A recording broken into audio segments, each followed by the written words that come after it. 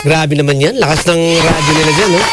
Lalo dyan sa may Cubao kila Tita Lourdes.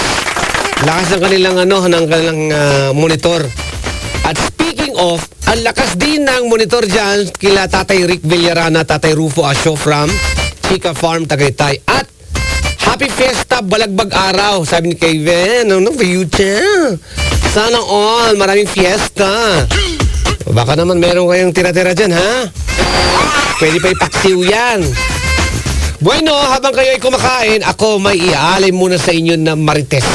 Marites ko na, ha?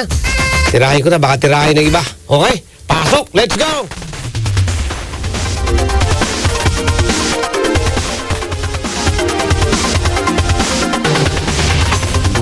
Nanawagan ang National Security Council or NSC sa China na hayaang makapaglayag ang mga barko ng Pilipinas para sa kanilang civilian mission sa West Philippine Sea.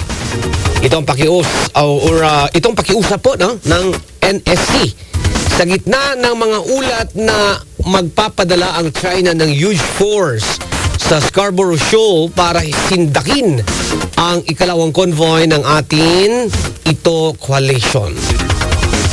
Wala ka diha. Sa Bagong Pilipinas ngayon, umapila si NSC Assistant Director General Jonathan Malaya na sana igalang ng China ang civilian mission dahil hindi naman konektado ang mga ito sa gobyerno.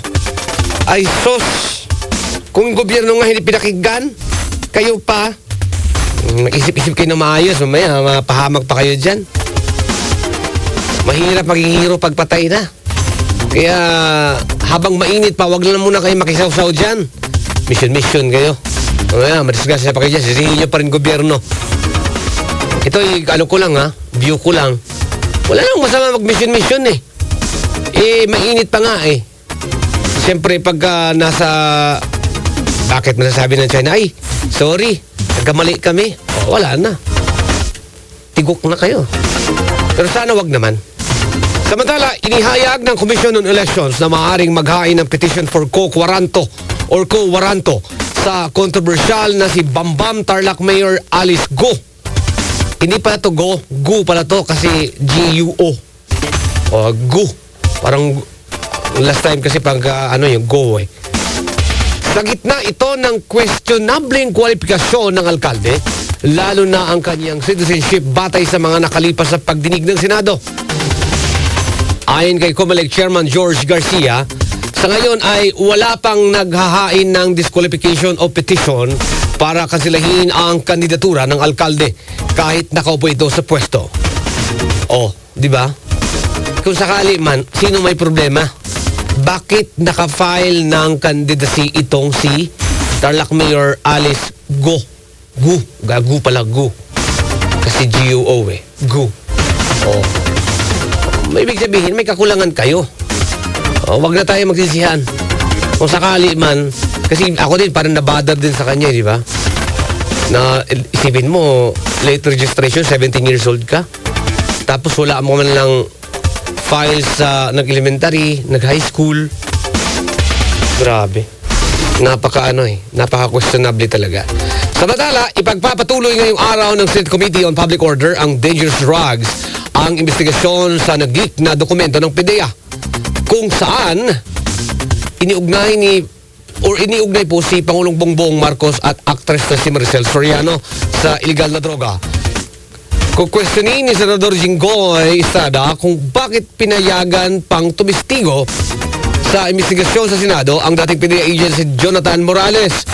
Gayong anya, itong tao na ito ay congenital liar o likas na sinungaling.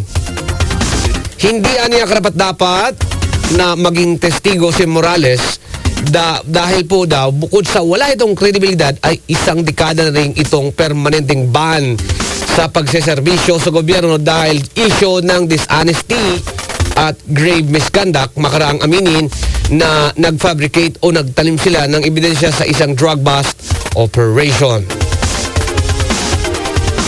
Yun ang problema nga din, no? May mga time na nagsinungaling ka, isang beses, dalawang beses, nagsinungaling ka. Tapos ng pangatlong beses, nagsabi ka na ng totoo, hindi ka na parang hindi ka nakapanipaniwala. Wala ka ng credibility. Kasi ang dating mo sinungaling na talaga. Pero we are hoping for the best. Dahil may mga pangalan itong involved. Sus, pastilan.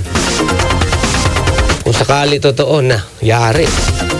Yan po ang aking naimartes sa inyo ngayong araw ng Monday. Ang bilis ng araw. Ugaliin po ang pagsiyasat at pagbasa-basa sa mga mahalagang balita dito sa rmn.ph. Dito lamang sa 93.9 IFMI. Narinig ko na yan na pinapakinggan sa Taytay. Mati. Ang idol ko FM 93.9 IFM.